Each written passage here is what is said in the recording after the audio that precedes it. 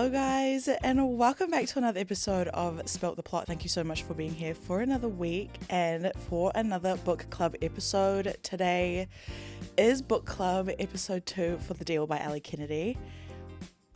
It has been a few chapters. These last few chapters have been everything. Like, I'm talking spicy, dramatic. We get to see friend bonds grow closer. We get to see some romance. So I am so excited to jump into that and talk about it and just break down the chapters and how I'm feeling. Now, before we get started, make sure to grab your beverage of choice. Today, my beverage of choice is a lemon lime and bitters, and I will be drinking it throughout the whole episode. I'm the worst when it comes to drinks. I will literally put ice and the said drink into a cup, and it'll be gone in 2 seconds. So I'm trying to be nonchalant and try not to touch it, but I know that it's sitting there and it's so crispy and it's so good. So in the last episode, where we finished off was Hannah had just danced with Garrett, and we learned that Gareth's mum has passed away, and the song that they danced to was her funeral song. And then Hannah also runs into her ex-boyfriend Devin, and they have a conversation. He's got a new girlfriend. She's meeting the new girlfriend, but she's feeling a little bit sad because she's reminded that, they had a lot of good chemistry when it came to being in a relationship, but when it came to things like sex and stuff like that, she couldn't give him what he wanted, and he was patient and he was really good with her, but it just got to a point where she couldn't do it anymore. And I think she just gets a little bit upset by that when she's reminded of it.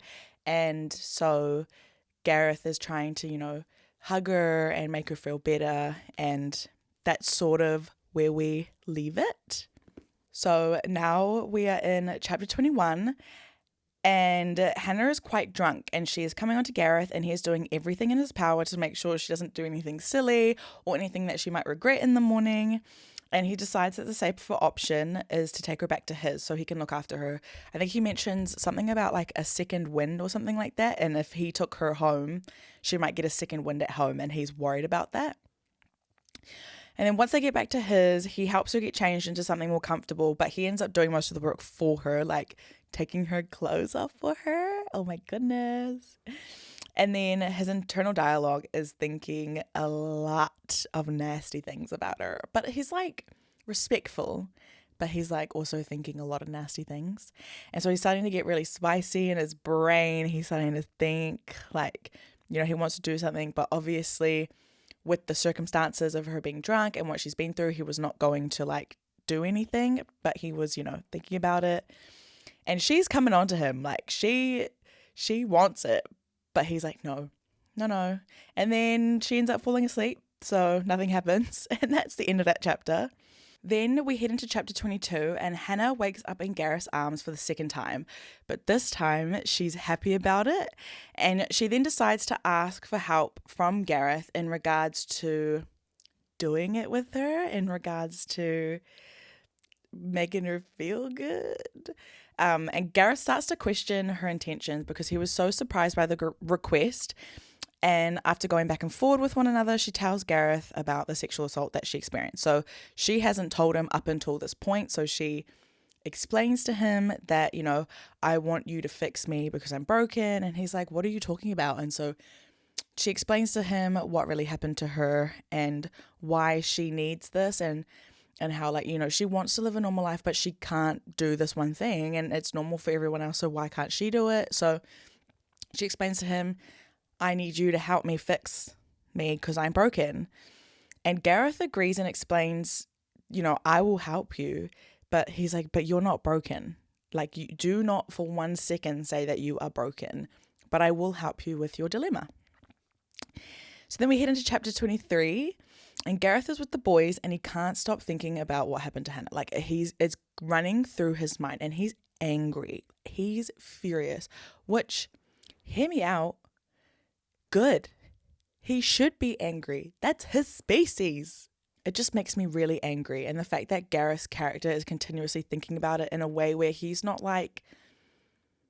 changing how he feels about her or thinks about her. He's just angry about what happened to her, as he should be.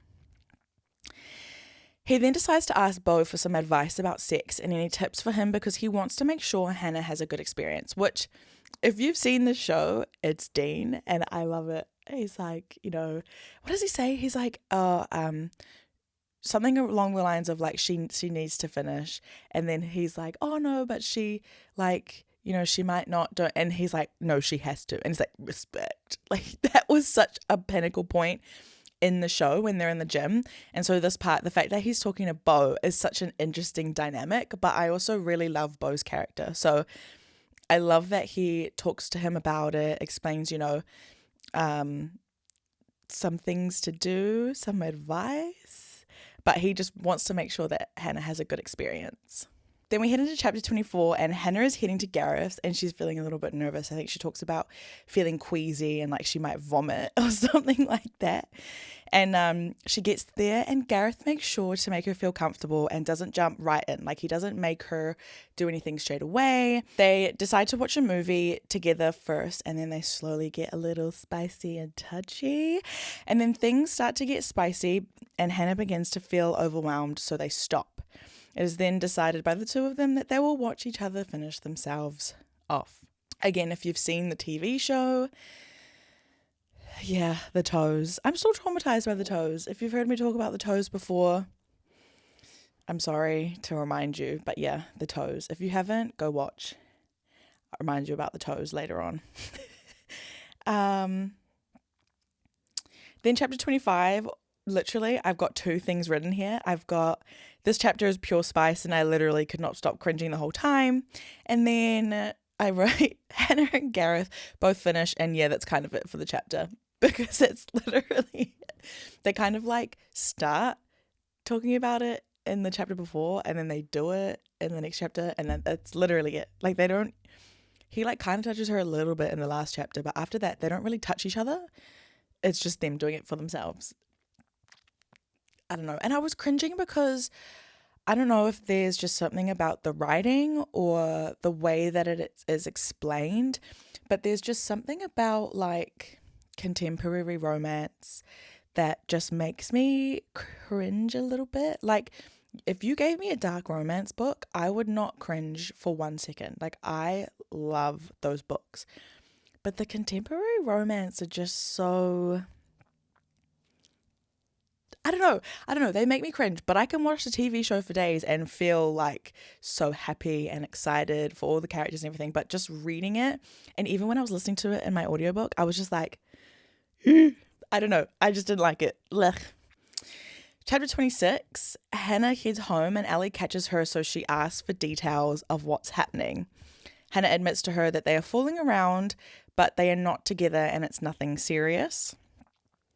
Then we fast forward and Hannah is a little bit late to practice, which, hear me out, pisses me off because Cass doesn't turn up to practice and it's fine, but gosh forbid Hannah is a bit late and it's the end of the world. Like, Cass makes her feel like crap for being late, but she's, you know, he wouldn't even turn up to a practice and it's fine. It's fine. Cass is like pissing me off. And yes, he's fictional. I understand he's fictional, but he makes me so angry. Every time his name comes up in the book, I'm like, ugh, yuck. Anyway, this part is so good. After the practice, Gareth is waiting for Hannah with a coffee outside their little auditorium space. And Gareth meets Cass, but he calls him multiple different names that are not his name.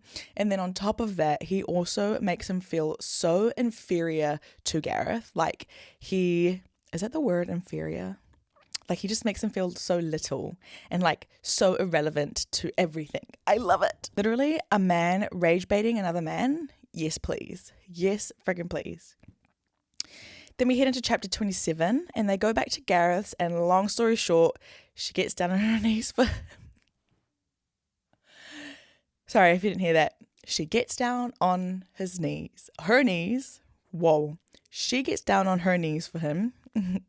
Like, truly, there is nothing more to be said about that. Then, after messing around and doing some fun stuff, she decides to make dinner for the boys. She calls her mum and asks for Nana's lasagna recipe, and also learns that her mum's car is at the shop, is at the mechanics for a new brake pad. And the only reason I mention that is because I'm not sure if that actually like is anything important, but I don't know why I feel like it like links something to somewhere, something later on. So I'm mentioning it for now just in case it is important. Then we head into chapter 28 and the boys love the food and Tucker is so happy someone else cooked, but he makes sure to do the dishes. He says, my mama still raised me right. Like you cooked, I clean. And then Hannah and Gareth start to head away from the kitchen and all being lovey-dovey, but aren't together, ? And we also learn that Gareth doesn't like Halloween. We also see Gareth's internal thoughts of being upset that now he's got good grades and she's on a better role with Justin Cole / is now able to do sexy time things. They no longer have a deal between them. So he like feels a little bit of type of way because he wants to keep seeing her, but he doesn't want a girlfriend. Gosh forbid he wants a girlfriend. No. But then we fast forward and Hannah is in her dorm getting ready to help another girl with the dorm crawl that happens on Halloween on campus. She goes to tell the other girl that, she's a bit worried about Gareth. So she says, I'm not going to be able to do the crawl tonight. And the girl's like, oh, that stink. And then when she finds out it's Gareth Graham, she's like, oh, girl, go. Like, that's fine. The switch up is crazy. But anyway, she messages him and she says, are you awake? Can I come over? And so, yeah, she goes over. Then we head into chapter 29 and Hannah heads to Gareth's and they sit and chat on the couch for a bit.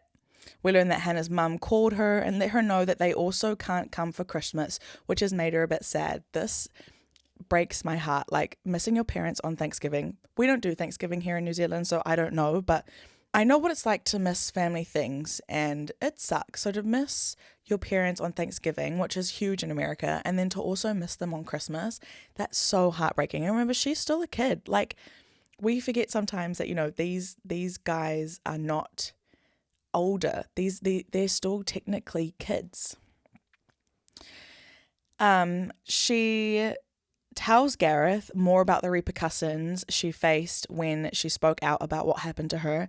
So with the sexual assault and how she went home and her mum like immediately said that they were going to take it to the police.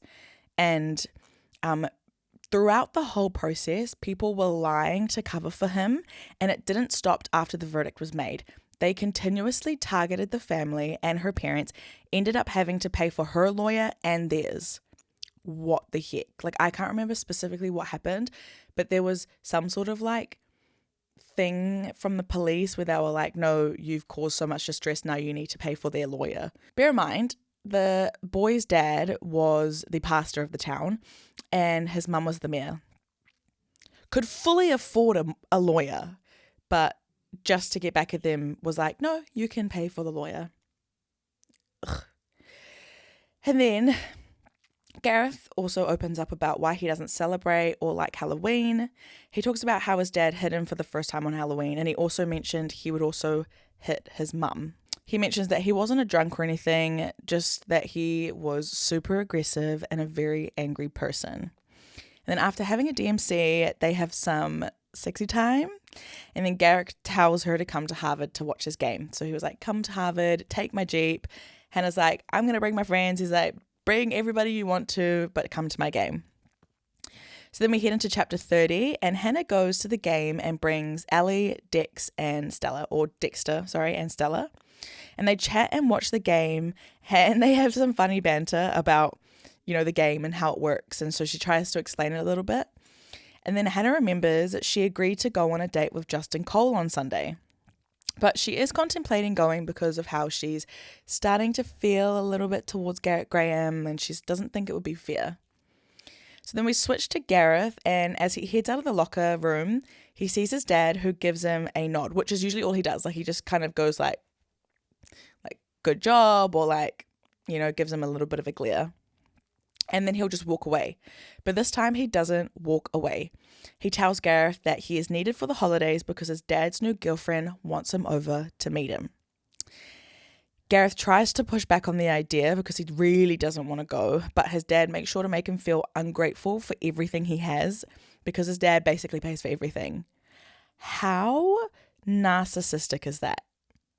That is so narcissistic to be able to literally be like, I want my kid to be the best hockey player and have the best grades and just be the best at everything, so I'm going to pay for everything. But he's got to do what I say. Like, that is having a hold on someone. That is not good. That is not good at all. Ugh.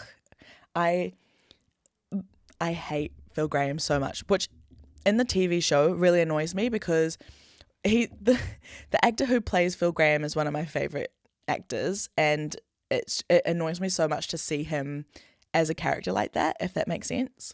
Once his dad walks away, Hannah comes over and asks if everything is okay, which he just shrugs it off and says yes. Then he jumps onto the team bus, and while on the bus, the boys tell him about how they saw Justin Cole at a party, and he mentioned he's going on a date with Hannah on the weekend. But I really love how they wait to tell him afterwards because they know that he's just going to get in his head and get angry. So they wait till after the game so he doesn't do anything rash while on the rink or in the rink. And yeah, this makes Gareth feel a type of way. He's pissed. So that ends that chapter. Then we head into chapter 31, and Gareth texts Hannah saying he needs to talk and is outside her door. Like, he's like, we need to talk now. And he tells Hannah that he knows about the date and basically tells her she won't be going. Like, he's like, well, you're not going. She's like, excuse me? She's slightly taken back by this, and they start to bicker back and forth. She asks him, doesn't he want her to be his girlfriend? And he says kind of. Like, she's like, well, do you just want me to be your girlfriend then? And he's like, well, yeah, like kind of. What in the answer? And then they argue back and forth, and Gareth tells her to just go on the date and storms off. And I've written here, men can be so confusing because, like, what the actual heck? So territorial for something or someone that's not even his, like, or theirs. And is this a universal thing? Because I know quite a few people who've dealt with this. I've dealt with it before where, like, a man thinks that, you know, you're theirs but doesn't want to, like, put a label on it or be serious about it. Is this a universal thing? Because this is like kind of the energy that I was getting from this moment. It was like, you know, we've been doing everything, you're mine, so don't go with someone else. Anyway, this was such like a male moment for Gareth Graham. Like, come on, Gareth, be better. And then we head into chapter 32, and Gareth walks away, and while he walks back to his Jeep, Hannah runs out in the cold, and she stands up for herself and tells him that she is allowed to take a few seconds to think about what she wants, and that's not a bad thing. She also says that she's sorry for not telling him about the date. He also apologizes for walking away and getting a bit angry, which good, as he should. He should be apologizing. And then they say they're going to be exclusive. So after all this bickering, there's like that romantic moment where they're like, fine, we'll be together. I also mentioned that I love this way better than how it happened in the show. Like, this is so much more authentic compared to like the show. It was kind of like, oh yeah, like we should be together. Okay, we're together. Like, that's sort of what it was. And then the sexy time montage. Still such a fire song though. That's a really good song. Bed on Fire. I don't know the artist, but fire song. And she also mentioned, that she cancelled the date before she even ran outside. So that finishes that chapter. Then at chapter 33, Hannah gets crap news that the group she was in has kicked her out.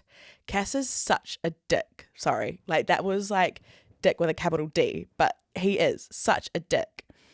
And Fiona, her performing arts advisor, asks if there's anything that she can do to help her because she feels really bad for Hannah.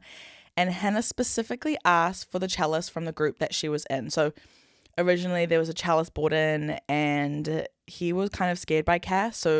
But they got along a little bit. So she's like, I want him to be, you know, in my little solo item. And we fast forward and Hannah and Gareth are at Malone's and some of the team and Ellie are also there. And Hannah tells them about what happened and everyone gets pissed for her and they start threatening to beat him up. Like, they're like, what's his address? And honestly, I wish they could do it. I wish it happened and I wish there was a scene in the book that showed that because Cass is such a pain in the ass. So then we head into chapter 34, and Hannah stays up to rehearse and prepare her solo. And Gareth calls her during this, and they talk about how good her voice is and she doesn't have to worry about anything, and they kind of just have a little bit of a banter moment. And before they hang up the phone, Gareth asks her to come to Thanksgiving with him at his dad's house because he wants her support. So remember how the dad was like, you need to be free for the holidays? Well, this is why. And so Gareth is now asking Hannah for just some support so he's not alone there. And then the last chapter, chapter 35, Hannah and Gareth arrive at Phil Graham's house and everyone introduces themselves to one another. And we meet Cindy, who's his new girlfriend, and she mentions that she is going to go check on the turkey. So Hannah joins her and she kind of gives like a sad look towards Gareth because she's like, sorry, but I'm going to go help. And as they're talking and checking the turkey, Hannah notices bruise marks on Cindy's arms, but she doesn't say anything. Like, she notices it, but she's like, I see it, but I'm not going to say anything. And then she also notices the way that Cindy is talking to her and realizes the resentment in her tone when talking about how she moved in quickly with Phil. So it was like 2 weeks after they'd met. And the last thing she says is, spontaneity sometimes backfires on you. And Hannah clocks it. She notices it. She's like, okay, maybe, I don't know if I'm reading the room wrong, but maybe this is got another meaning. Are you not happy kind of vibes? But that finishes where we got up to. There was not much that not too much that happened compared to last episode where it was a whole nother book, but short little things. Relationships are being built. We're seeing characters grow more. We're understanding what's really happening in these guys' lives, which has really helped build a better picture for me. I feel like last episode I was really, really enjoying it and I really enjoyed being back in the world, but I was just a little bit bored and also a little bit sad because a lot of it is different to the show. But now we're getting into it. Things are really starting to connect like the TV show. It's just the way that things are made for a TV show compared to how a book is written is completely different. So now I'm starting to see it build and I'm starting to see it grow, and the relationship between the two of them, even though I cringe at every little spicy part, it's just still the best. Garrett Graham, the man you are, even though you have some moments, you are still incredible and are doing such amazing things for Hannah Wowsy and her character. Still loving all of her friends and everyone that's around Hannah, and all the boys are really, really awesome. And I am just really, really excited to finish this because I am intrigued to just see what these final 10 chapters are like. So without further ado, let me explain what's going to happen. Next week, we will be reading all the way to the end of the book. So next week, we will be summarizing all the chapters and then the whole book and how we're feeling. I will also be doing a book reveal for our next book club read, of course, which I will most likely reach out to everybody and see what we're feeling. Are we vibing to carry on with said book? So please make sure to keep an eye out for that. I will be posting on my Instagram, on my story. If you have any recommendations for book club episodes, please let me know. That would be so great. But we will definitely be finishing this book. And we've also got another great episode coming for next Wednesday's normal episode, of course. I'm always trying to provide. If there's anything specific that you guys want during a normal episode, please let me know. I am all ears. And I guess that's sort of it for today's episode. Thank you so much for listening. Thank you so much for being here for another week. If you're listening in the morning, have a wonderful rest of your day. If you're listening in the car, please drive safe. And if you're listening at night, I hope you have a wonderful sleep with amazing dreams. And I will see you guys next week at the same time. Bye.